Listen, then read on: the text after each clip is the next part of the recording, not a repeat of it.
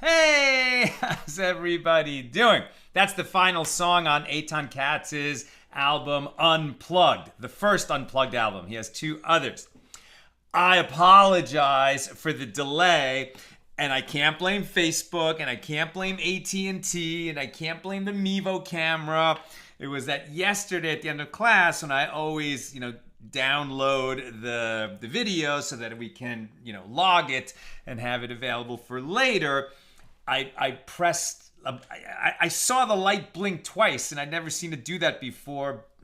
Okay, so I just moved on with my day. But apparently when I hit that button twice, it changed the settings so that I couldn't access the Ethernet today. Whatever.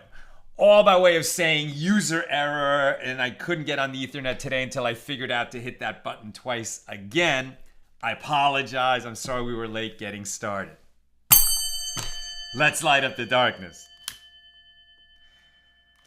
I should really just have an IT guy, right? Who's here every day and does the tech for me. Okay, who's with us on a Thursday? It is Yom HaShoah. It's still daylight here. So again, we remember and honor all those who were lost and all those who survived in the Shoah. Who is with us today? On a Thursday, Yehuda in South Carolina, John in Maine, Melissa in Great Neck, Bill in Mid-Missouri, Nancy in North Carolina, Gwen in Michigan, Bella in Florida, Patrice in Utah, Sharon in New Jersey, Michael in Indiana, Rick in Chicagoland, Lucy in Minnesota, Karen in Northern California, Paula is here, John in Sedona, James in Annapolis, Annie in Michigan, Paula in Chicago, Joe in Italy. IT is Italy. Welcome from across the pond. Caroline in Raleigh. Sharon, what are the music restrictions for Sephiros in the Omer? Okay, so we're counting the Omer. Last night we counted the 12th day of the Omer. Some people, I think, won't even listen to music. My understanding is more like don't attend live music. Some people say that doesn't even begin until this month, Nisan ends, right? So we have Rosh Chodesh ER begins Saturday night. I think I'm going to be okay with continuing to play music at the top of the show. I think we did that last year as well. But we wouldn't go to hear a concert during this period until the 33rd day of the Omer, Lag BaOmer. So we're about 21 days. We don't want to count days, right, before they come. But right now, we're having that mitzvah of counting the days from the second day of Passover until the 50th day would be Shavuos, right? We're counting the 7 weeks. Thank you for that question, Sharon. Joe in New York City, Joel in Pennsylvania. And over there on the YouTube side, Aoife in Florida, Yitzhak in Kansas City. All right. We're near the end of chapter 5, which only has the one Mishna. With God's help, we'll finish chapter 5 tomorrow and open chapter 6 Saturday night. We pick this up on page 52a near the top. And today's daf, very interesting. We're going to... First of all, we're going to run into a teaching that's somewhat surprising, although we had some foreshadowing of it. And we're going to be talking about Rav, and who demanded respect of the sages and the rabbinic decrees and based in a rabbinic court. And we'll ask, was he quick to flog transgressors or was he not? We shall see. Okay, so here, this chapter 5, in the single Mishna that we've been looking at, is when a Yevama stands before a yavam for yibum. A man died childless, his widow, and he has a surviving brother, and they have the obligation to perform yibum, leveriate marriage, or chalitza, the ceremony which releases them from the obligation to perform yibum. And until they do one or the other, they have a leveriate bond. Some sages say the leveriate bond is substantial. Some say it is not. In that in-between time, what happens if they perform leveriate betrothal, which if they decide to break it off, would require a get? What happens if they do yibum and then betrothal? What happens if they do betrothal with one yavama, the widow, but she had a co-wife, and he performed and the same yavam performed chalitza with the co-wife? Or there was another brother, and he performed first chalitza and then betrothal, or first a get and then betrothal, and all these various permutations. And what we're really getting at is exactly what is the nature of the leveriate bond, and how does it intersect with the rules of regular betrothal and marriage when there's not a yibum situation? How does the fact that there is a yibum situation alter the applicability and consequences of betrothal and marriage and divorce? All right, we pick it up on 52a. The Mishnah teaches, and by the way, reminder, Nina's actually making challah right now. This Shabbos, the Shabbos after Pesach, when we resume eating challah, right? The last two Shabboses were during Passover, right? That can only happen, by the way, in the diaspora. In Israel, Pesach, Passover, 7 days, so it's only going to include one Shabbos. But outside of Israel, it's 8 days, as we saw many times, because of the uncertainty thousands of years ago of when the month had begun. We observe holidays, generally speaking, for 2 days outside of Israel, 1 day in Israel.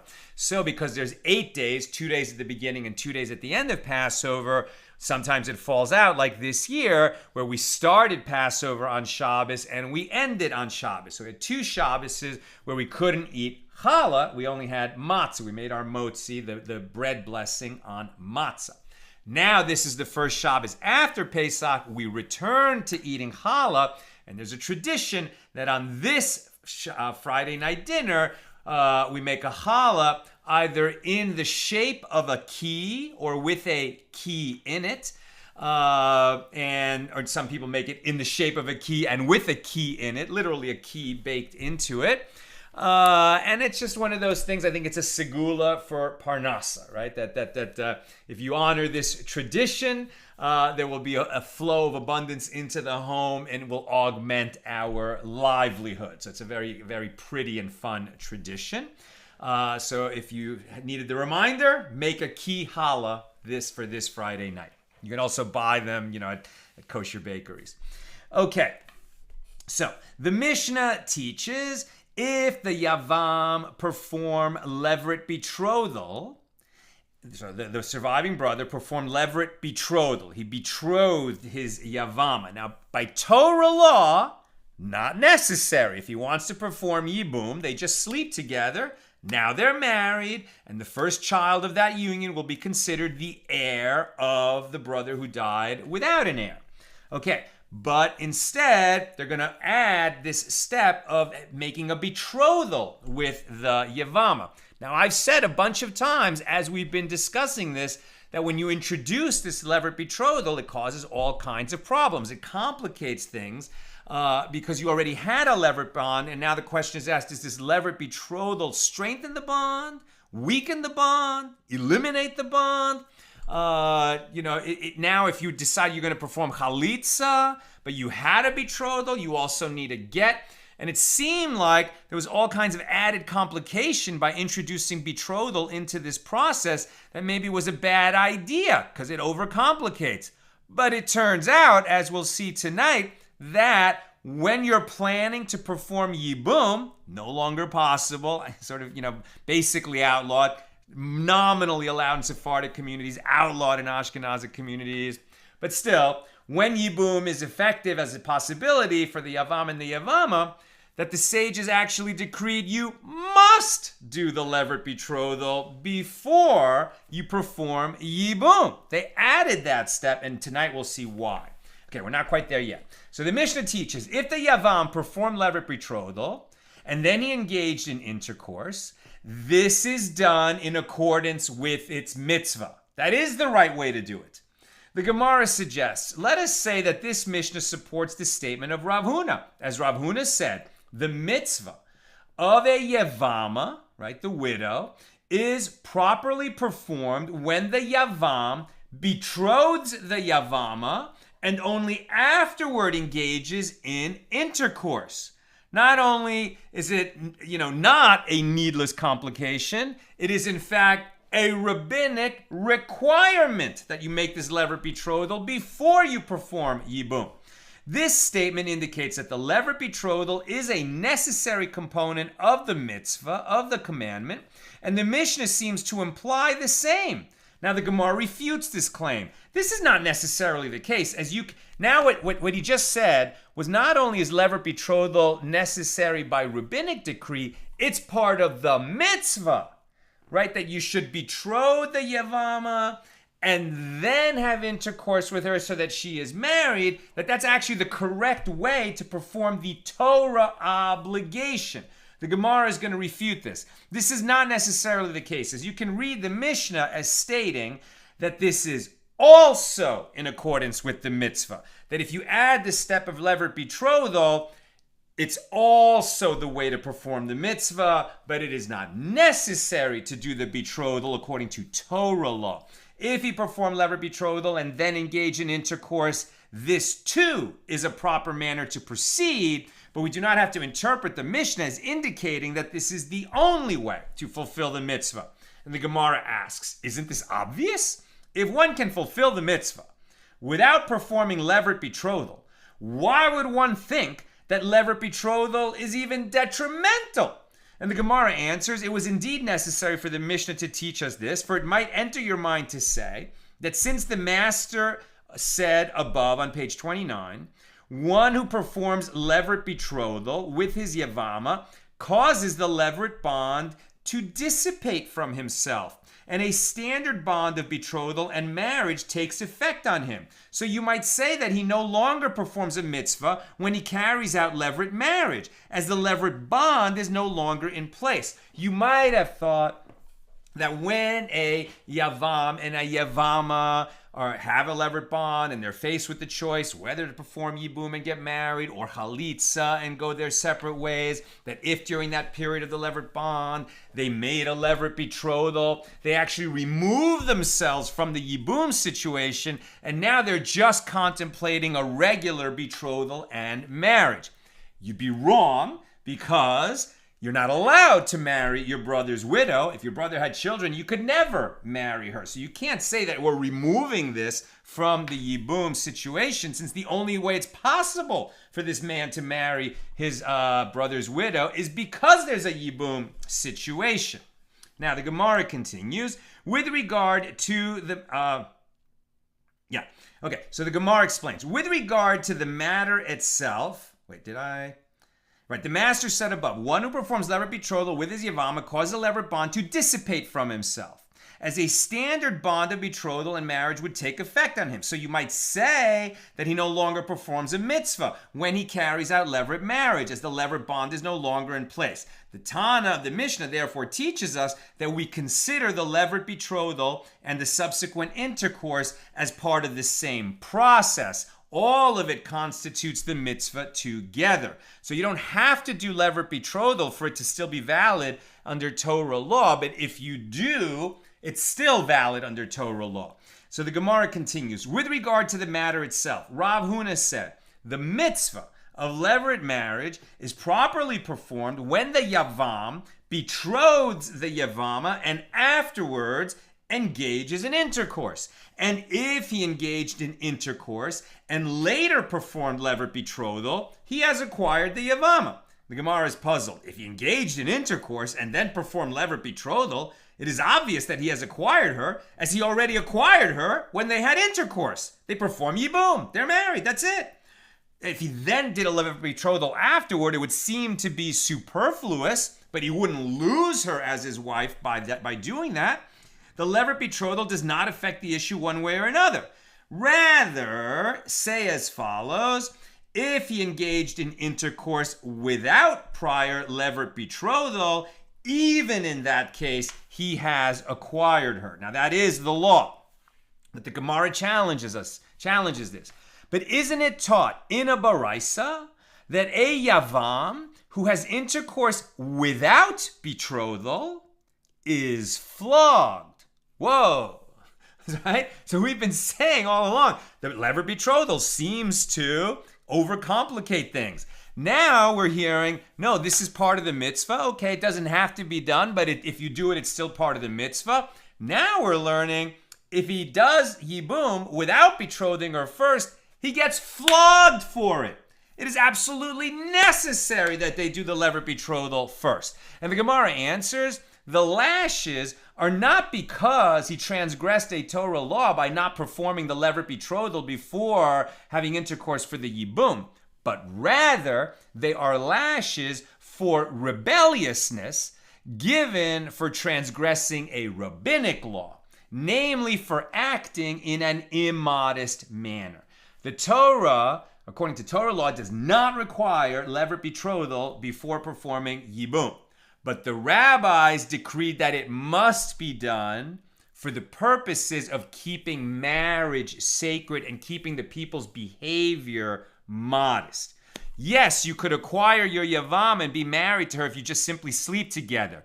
But it does feel inappropriate, right? I mean, your brother died. Now you have to wait 3 months. So you're going to let her mourn, the widow mourn, the brother mourns. After the shloshim, right, you don't like mourn a brother or a husband the way you would for a parent, 11 months. So after 30 days, their official mourning ends, and they wait 2 more months. Now they just hook up and they're married? No, the sages wanted them to do this properly. And properly means they have a betrothal and then a marriage, like anybody who gets married. And the Gemara cites other instances, and if you don't do that, because of a rabbinic decree, because you have violated a rabbinic decree, you could get lashes, you could get flogged. And now the Gemara cites other instances where the sages administered lashes for behaving immodestly, as Rav would flog one who betroths a woman by intercourse, despite the fact that betrothal is effective by this method because this man has acted in a promiscuous manner. Yeah, you can betroth a woman by sleeping with her. But that's not the way you're supposed to betroth her. You're supposed to have a little ceremony, give her an item of value or a document, as we shall see. Then you're considered betrothed, and in ancient times, the normal waiting period would be a year from betrothal until marriage.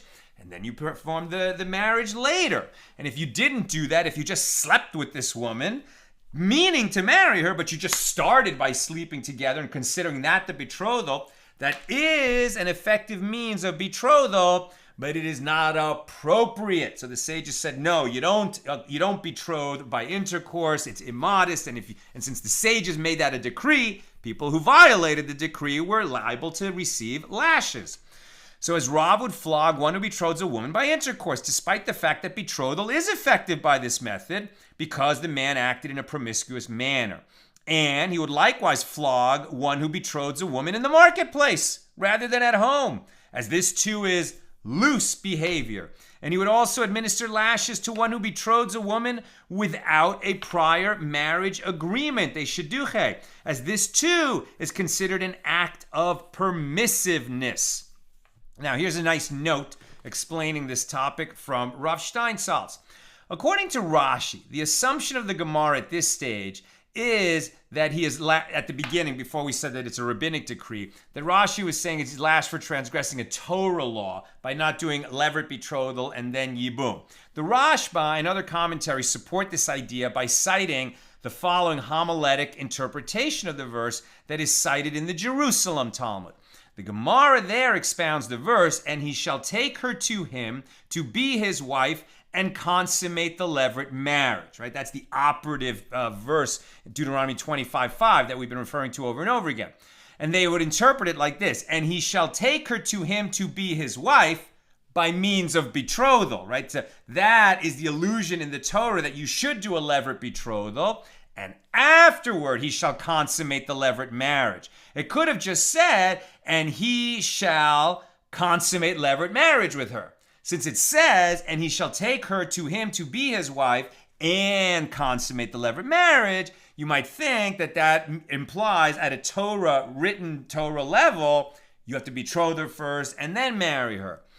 And it is further explained in the Jerusalem Talmud that this line of reasoning follows the opinion that the action of one who transgresses a Torah law is not effective, right? That if he didn't follow the procedure written in the Torah, then he did an action that contradicts Torah law, and so it would be ineffective, right? He wouldn't have done the yibum that he intended to do.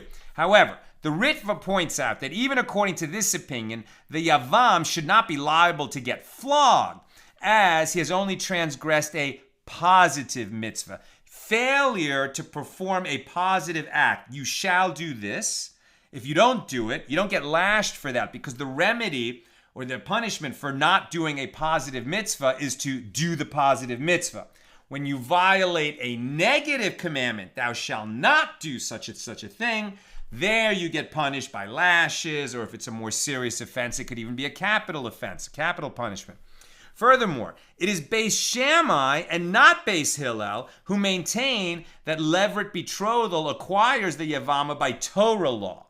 Right? We say that leveriate betrothal acquires the yavama by rabbinic law according to Beis Hillel. Beis Shammai say according to Torah law. So according to Beis Shammai, it's by Torah law.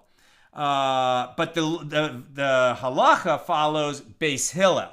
So this idea that you would have, if by omitting leveriate betrothal before performing yibum, if that in fact is a Torah law, it's only a Torah law according to Beis Shammai, and we wouldn't administer lashes for violating a law that's only according to Beis Shammai, since the law follows Beis Hillel.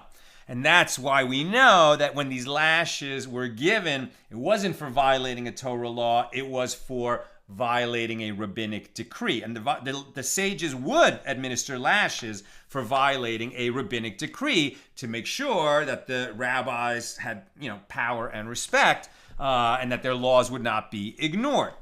Now, they did that generally not so that they would be rich guys riding on, big horses. It wasn't for personal power. It was so that their decrees would be respected and draw that proper fence around the Torah that would protect people from coming to violate written Torah laws. All right.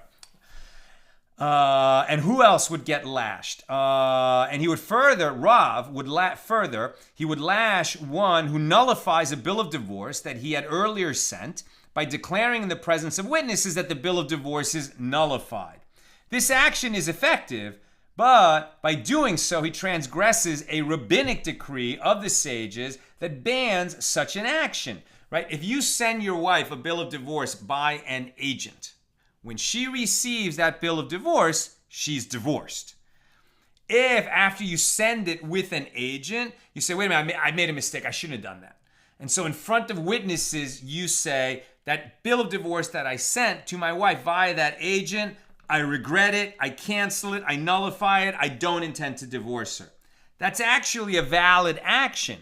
But the sages said you can't do that because in the meantime, she might receive that bill of divorce, believe that she's divorced, and she might go out and marry another guy. And this whole thing could happen while the husband was traveling across continents, and it might take him months before he actually gets home and tells her, no, I didn't send you that bill of divorce. I know I sent you a piece of paper, but I nullified it after I sent it. The sages say you can't do that because it would lead to terrible problems and mistakes. Somebody who violates that prohibition, that rabbinic prohibition, Rav would issue lashes for that. And he would also flog one who delivered a declaration preemptively invalidating a bill of divorce by informing 3 people before giving a bill of divorce that he is not doing so of his own free will, and he wants to cancel it ahead of time. Here too, he could mislead his wife, who will assume that it is a valid bill of divorce. And Rav would flog would lash one who behaves irreverently toward a messenger of the sages, even if the messenger is not a scholar, as he thereby shows disrespect to the sages themselves. And he would administer lashes to one who remained under an excommunication of the sages for 30 days, and he did not go to the court and petition for the removal of his excommunication. Isn't that interesting? The sages found that somebody's behavior was so, abominable that they excommunicated him from the community. So that person now needs to appeal it. He has to come to the rabbinic court and appeal his excommunication. Or at least say, what can he do to end the excommunication? If he just ignores it, like he doesn't care that he's been excommunicated, Rav would have that man lashed because he doesn't care, neither about the authority of the sages nor about the excommunication that they placed upon him. And Rav would also lash a son-in-law who lives in his father-in-law's house. Whoa! How about that? Right? So if a guy marries a girl and then moves in with her and her parents, that would be Meathead, right? Moving in with Archie Bunker and Edith after he married, what's Archie's daughter's name? I can't remember. But in that situation, Rav would give him lashes for that. Why? With regard, as this is likely to lead to temptation between the younger couple and the older couple. Right? That, obviously the girl's not going to sleep with her father, but that her husband might want to sleep with his mother-in-law. It's questionable, suspicious behavior. But with regard to one who only passed through his father-in-law's house at regular intervals, no, Rav would not lash him for that. No? Is that so? But an incident occurred involving a certain man who passed by the entrance to his father-in-law's house, and Rav Sheshes had him flogged. And the Gemara explains there was a special set of circumstances in that case, as that man was already suspected with regard to his mother-in-law, and therefore he was lashed merely for passing near her house, as he thereby gave credence to the rumors. Is this so? That if a young couple, is hard up, they lose their jobs or something, they can't move in with her parents? Really? What is the law? The sages forbade a son-in-law to live in his father-in-law's house. The Ravad explains that if a special area is set aside for him and his wife, like if they have a special area in the house, presumably even if they have their own bedroom, then it is permitted. It appears that we rely on this opinion in order to be lenient in this area. In addition, the early commentaries state in Tractate Kiddushin that nowadays we are less concerned with regard to this issue. The sages of Nardea would say, in all these cases, Rav would not flog, apart from the case of one who was betrothed by intercourse and without a prior marriage agreement, which was just over the top lascivious. And there are those who say he would flog a man who betrothed by intercourse, even if he did so with a prior marriage agreement, due to the immorality involved, as he must invite witnesses to observe this act of betrothal via intercourse. Way too licentious. He would have them flogged for that. But in all those other cases, where the Gemara said Rav would have these people lashed for doing these various things, now we learn, no, actually he wouldn't have them flogged, right? There was a term in the British Navy, which made the first worldwide empire, the British Empire. It was able, the sun never sets on the British Empire. That was a function of the power of the British Navy, which expanded all over the earth. And the power of the British Navy rested in the British sea captains, right, who traveled the seas of the world and basically brought colonialism to all different lands all around the world. But at any rate, extended the reach and government of Great Britain to all these lands around the world. And on those ships, that captain was the absolute authority, the lord of the manor, as it were, on that ship. And discipline for the non-officers. Officers did not get flogged, but the sailors did. right? And so for being overly drunk, for being insubordinate, for doing all kinds of things that they shouldn't be doing on the ship, they would get flogged, right? And the phrase, the cat's out of the bag, comes from those times when the cat o' nine tails would be taken out of its bag for a flogging. And some captains were referred to as flogging captains, and others were not, meaning some of them were quick to flog. And usually the ones that were quick to flog were not liked by their crews. They were not efficient crews, and they often did not last long as the captains of those ships. You must not be so quick to punish the people over whom you have authority if you want to retain your authority.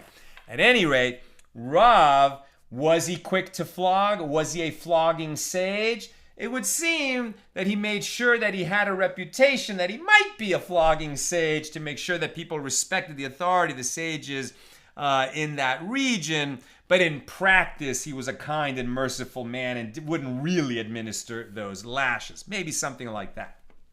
We continue. The sages taught, how is leveriate betrothal performed? Finally. We've been talking about if they did leveriate betrothal, if they didn't do leveriate betrothal, how do they actually do leveriate betrothal? What do? He gives her money or the equivalent of money and declares, you are hereby betrothed to me. The Gemara asks, and with a document, how does he betroth her? And the Gemara is puzzled by this question. With a document, how does he betroth her?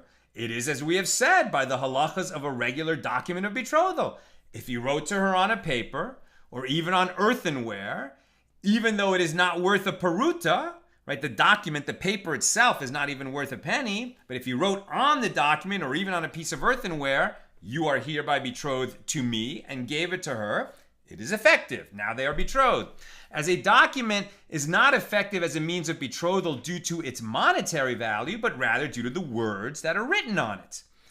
And there is no requirement that the paper or whatever substance is written on have a minimum value. However, because the laws of betrothal by document were already taught, the Gemara is puzzled as to the nature of this question. Abaye said that this is what the Bryce is saying. With regard to the document of a marriage contract for leveriate marriage, how is it written? And Abaye understands that the question did not refer to the document of betrothal, but rather to the marriage contract of leveriate marriage, the ketubah, right, or kasuba. So Sharon, I think, asked about this yesterday. Does the yavama, when the yavam performs yibum with her, does she receive the same marriage contract that a regular couple would have to have, where he is promising that he will take care of her, he will support her, and if they divorce, he has to give her a certain amount of property or money so that, she won't be penniless when she goes out of the marriage. Recall that in this patriarchal society, she did not have the power to divorce him. Only he had the unilateral power to divorce her. And if he decided to divorce her, where is he? That's why the ketubah was brought into the picture, so that she would not go out of a marriage penniless. Okay, so now that's in a regular marriage situation. What about in a yibum situation? So the Gemara explains that the marriage contract, he writes to her, I, so-and-so, son of so-and-so, have accepted so-and-so, my yevama, upon me to feed and maintain her in a fitting manner, provided that her marriage contract will still be payable from the property of her first husband and not from the property of the yavam. But the Gemara adds, but if the first husband does not have property, the sages instituted for her that she should receive her marriage contract from the second husband. So either way, she does get a valid marriage contract, i.e. the yavam, for the same reason that they instituted a marriage contract in the first place, so that she will not be demeaned in his eyes such that he will easily divorce her. If he will suffer no financial penalty, he is more likely to divorce her over the smallest argument. So the sages instituted by rabbinic decree the institution of the ketubah, so that a husband won't be so quick to divorce his wife. If he does, he has to, make a stiff payment to her. And likewise, a yevama who performs yibum with her yavam, she receives the same guarantee. why, if there was an estate of the first husband, the value of the ketubah should come from the first husband? Well, because the brother would not be marrying her at all if she wasn't his yavam. It's only because he's honoring that mitzvah. So it makes sense. And as we know, they have a child so that there will be an heir to the brother who died. But in the meantime, it is this brother who steps in and performs yibum with the yavama who inherits the estate right now. He is his brother's heir at that moment. Abaye inquired of Rabbah, if a yavam gave his yevama a bill of divorce and said the following: you are hereby divorced from me, but you are not permitted to any other man.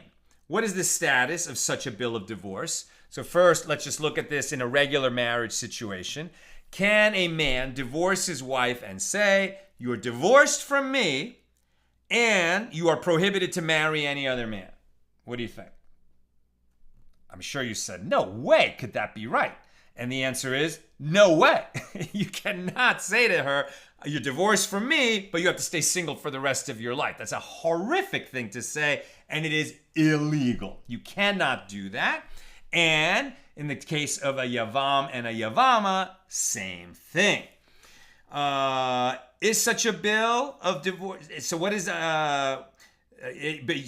So if he gave her a bill of divorce, you are hereby divorced from me, but you are not permitted to any other man. What is the status of the bill of divorce? Is this bill of divorce of a yavama a bill of divorce based on rabbinic law, and therefore subject to the halachas of a regular bill of divorce, and consequently a bill of divorce that is effective for a married woman is also effective for a yavam, and a bill of divorce that is not effective for a married woman is also not effective for a yavama? Since this type of divorce is invalid in the case of a married woman, it is similarly ineffective in the case of a yavama. Or perhaps the sages were concerned that perhaps people will come to confuse this bill of divorce with an unqualified bill of divorce given by a yavam, and they therefore decreed that it should affect the levirate bond, preventing the yavam from marrying the yavama. Now we see what's being asked. This bill of divorce, you are divorced from me, but you can't go marry anyone else. Absolutely invalid bill of divorce. Now we're talking about the situation where they have the levirate bond and they haven't performed yibum or chalitza. They're still in that waiting stage. And we've learned already that if he gives her a get, like why would you give her a get? You're not married yet, you just have the levirate bond. But as we've seen, giving her some kind of a get at this stage, where you're thinking, I want to perform chalitza with her, but what you do is give her a get, and this is what definitely complicates things. This is not the mitzvah by any means, but they do it, so then you have to deal with it, right? They're going to have to deal with it. So what about this invalid bill of divorce?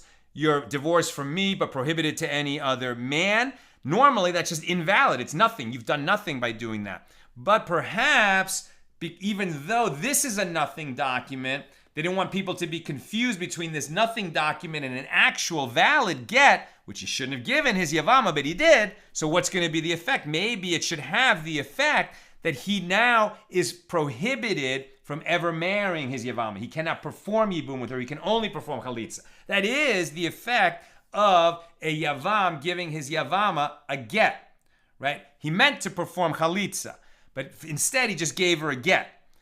He still has to perform chalitza, but the effect of giving her a get before performing chalitza is that now chalitza is his only choice. He may not ever perform yibum with her. He took that off the table by giving her this get. Now, what about this invalid get? Is it going to have the same result, that now he's absolutely prohibited from ever performing yibum with her and only chalitza is his option? Rabbah said to him, we are concerned that perhaps they will come to confuse this bill of divorce with a regular bill of divorce, and it therefore disqualifies a yavama. Rabbah Bar Chanan strongly objects to this. However, if that is so, that we are stringent with the bill of divorce of a yavama, out of concern that people might confuse a valid bill of divorce with an invalid bill of divorce, if he gives her a mere piece of paper which does not mention divorce, so too will that qualify her? If we're so scared of confusion, if he just gave her a blank piece of paper, is that also going to disqualify them from ever performing yibum? That's ridiculous. If you give her an invalid get, why should it have any effect at all? What you gave her was an invalid get. He said to him, there it is different. As a mere piece of paper has no effect on any other woman, for it does not disqualify her from marrying into the priesthood. If a husband gives his wife a piece of paper that contains nothing about divorce, even if he says out loud, this is a bill of divorce, but it's a blank piece of paper, his action is of no consequence, not even to forbid her to a priest.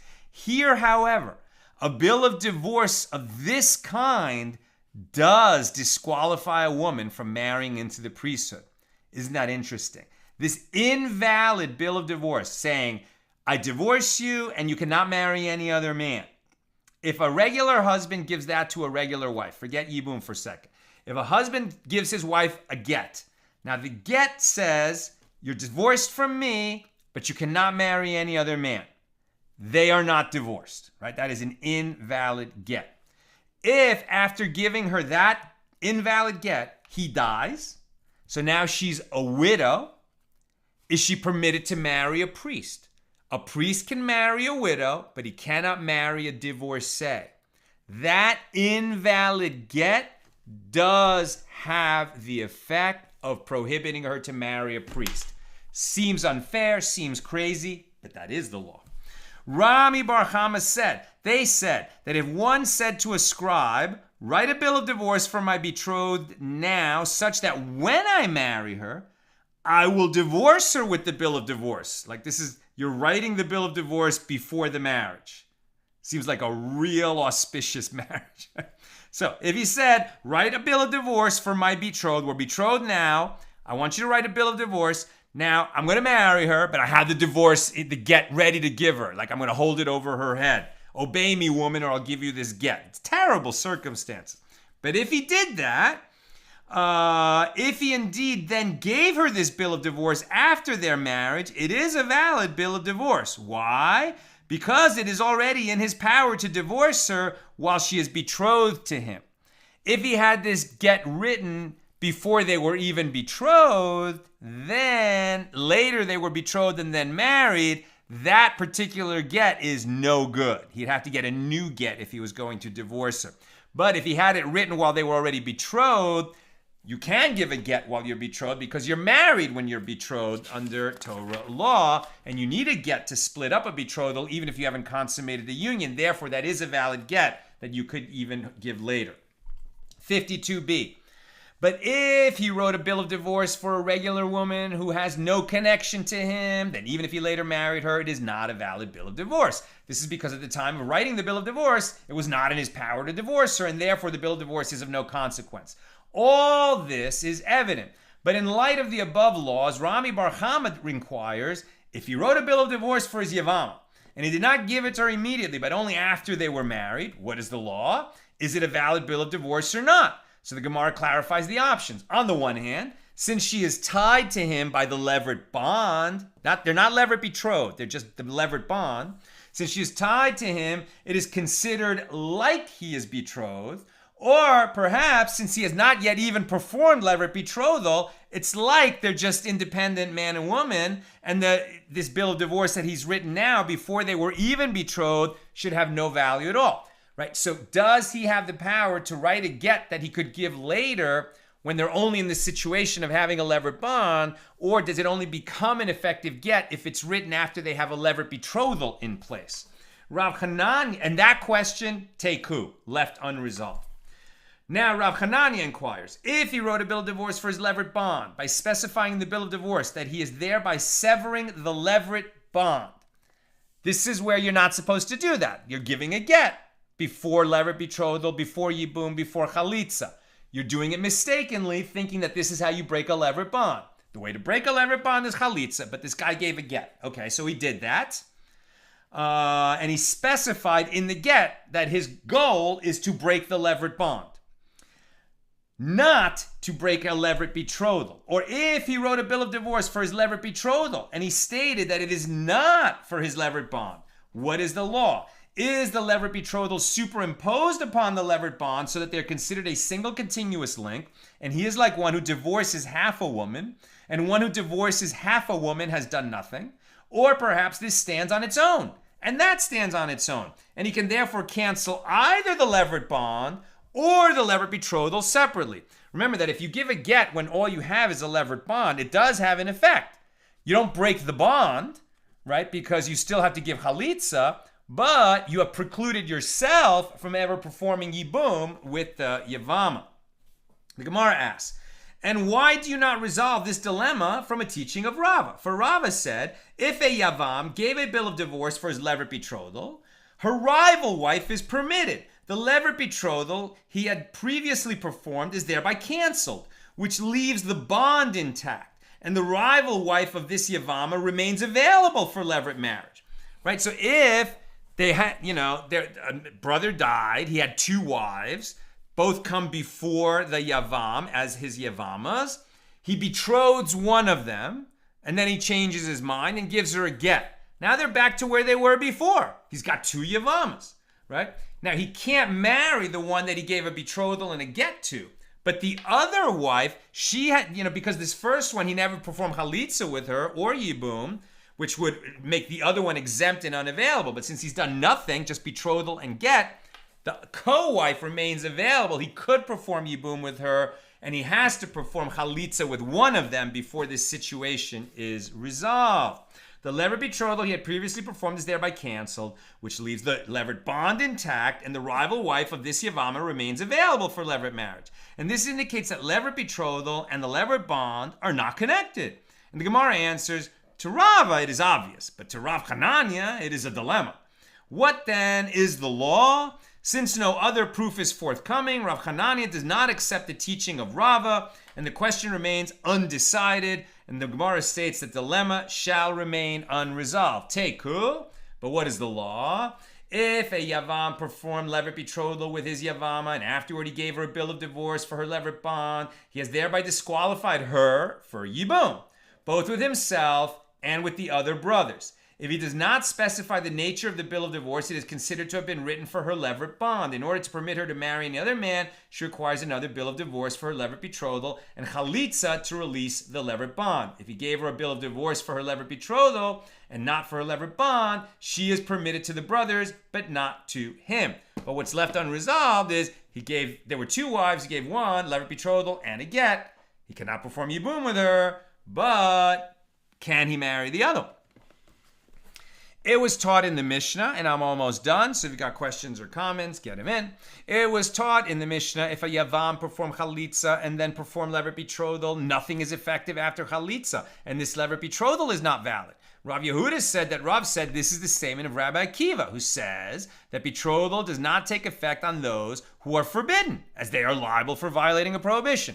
Once he has performed chalitza, the woman is forbidden to him forever due to the prohibition derived from the verse, so shall it be done to the man who does not build his brother's house. He made his choice, he performed chalitza, they go their separate ways. He can't later come and say, I want to marry her and perform yibum, because he performed chalitza, it's over, and he can never marry his brother's wife anyway, except with the yibum exception, and that ship has sailed.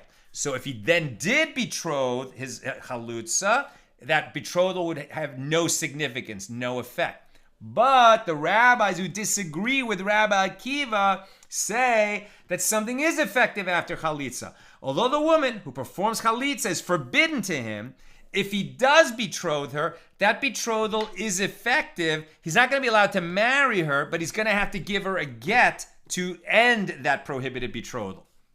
The Gemara asks, and can you establish that the Mishnah is in accordance with the opinion of Rabbi Akiva? But doesn't the first clause of the Mishnah teach, if he gave a bill of divorce and performed levirate betrothal, she requires a bill of divorce and chalitza. Now, if this is in accordance with Rabbi Akiva's opinion, once he gave her a bill of divorce, is levirate betrothal effective for her? But isn't it taught in a baraisa that Rabbi Akiva says, from where is it derived that if one gives a bill of divorce to his yavama, she is forbidden to him forever, and he no longer has the option of marrying her, as it is stated with regard to a woman who is divorced and married another man who subsequently died and divorced her, her former husband who sent her away may not take her again to be his wife. And Rabbi Akiva emphasizes the words, who sent her away. And this indicates that there is an instance where a husband may not remarry his wife, even if she has not married another man in the interim, merely because he has given her a bill of divorce. And this applies to the case of a yevama, where the bill of divorce that she receives renders her permanently prohibited to him. According to Rabbi Akiva, once she is rendered permanently prohibited to him, no further action performed by the yavam, like a betrothal, is effective. So why does the leveriate betrothal require a bill of divorce? And Rav Ashi said this is not difficult because the bill of divorce for leveriate marriage was established by the sages, and it only has the force of rabbinic law. And the aforementioned verse is not a Torah prohibition, but rather a mere support from the Torah for a rabbinic prohibition. Therefore, there is no Torah prohibition against marrying a yavama who received a bill of divorce, as opposed to a yavama who received chalitza. And the leveriate betrothal performed afterward is effective, even according to Rabbi Akiva. And with regard to the law of betrothal after chalitza, the Gemara notes this law is also taught in a baraisa. As Rabbi Yehuda Hanasi said, these matters were only stated in accordance with the statement of Rabbi Akiva, who considers a yavama who underwent chalitza to be prohibited like a forbidden relation, like it would be incestuous. Therefore, any further betrothal is not effective with her, as is the case with forbidden relations. Right? If you betroth your sister, you have done nothing. But the rabbis say something is effective after chalitza. And I say, Rebbe says, when is betrothal effective after chalitza? It is effective when he betrothed her for the purpose of marriage, like the regular betrothal of an ordinary woman. But if he betrothed her after chalitza and specified that he is doing so for the purpose of yibum, for leveriate marriage, in that case, he has done nothing at all, because nothing is effective after chalitza. Okay. Hopefully that was clear as day. All right. Let's see if we've got questions.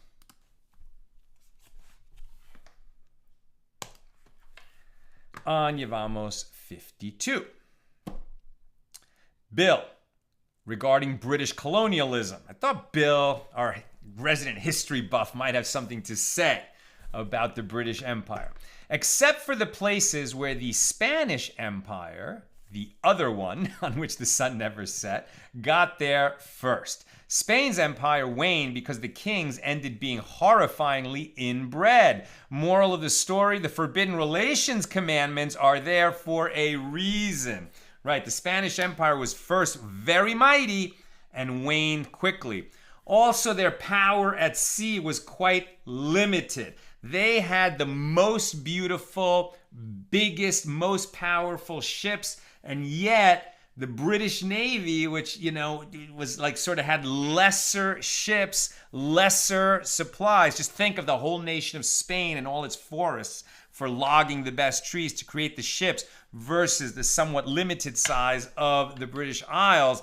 Nevertheless, the British Navy itself excelled, right, in creating fighting commanders and fighting crews, and was able to defeat, right, the Spaniards quite convincingly. That's one of those famous battles of Lord Nelson, who became the famous admiral. Beat them soundly, and that's another reason why the Spanish power diminished. Also, I think they probably extracted as much gold as they could get, right, and then they couldn't hang on to it in those battles at sea.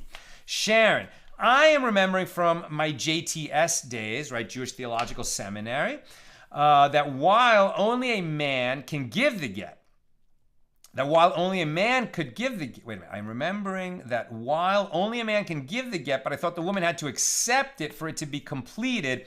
Am I remembering incorrectly? Well, I don't think that she has a choice whether to accept it or not, but she does have to receive it. Right, so if she manages to flee, and it's almost like a process server, if they can never actually get it, into her hand or into an area that she controls, then she never received it, and they remain married. Now, because of this feature in traditional law, I believe that even in traditional, right, and even I'm no expert on this, and I'm sure we'll hear more about it when we get into Kesuvos and into Kiddushin, those other tractates. But I believe that you could write into a ketubah that she does have a right to demand a divorce, and so that there would create a bilateral right for her, even in traditional circles, but it has to be written into the contract in advance. I'm not 100% sure on that. I've just heard that. Okay. And so Nina said, I need to leave at 7 for a meeting at the kids' school. So probably she already gave me all the questions. But Sharon says, I'm confused. How can a man perform yibum with the co-wife if he has had a betrothal with the other wife? Isn't a betrothal tantamount to a marriage? That was if he had a betrothal and a get, right? So he canceled the leveriate betrothal with the get, but what's still there is yibum, right? What's still there is the leveriate bond. And since he didn't perform chalitza with this one, that he gave leveriate betrothal and a get, that's why the other wife would remain available for yibum, right? Because one of them has to have yibum or chalitza before the other one is released. And where he did betrothal and a get for the first one, only if he does both would the second one then be considered available. That's my understanding. Okay, my friends, that's what I've got. Great learning with you tonight. Very colorful night. And with God's help, we'll be together tomorrow at the regular Friday time, noon Pacific, for page 53, and we'll complete chapter 5 with God's help.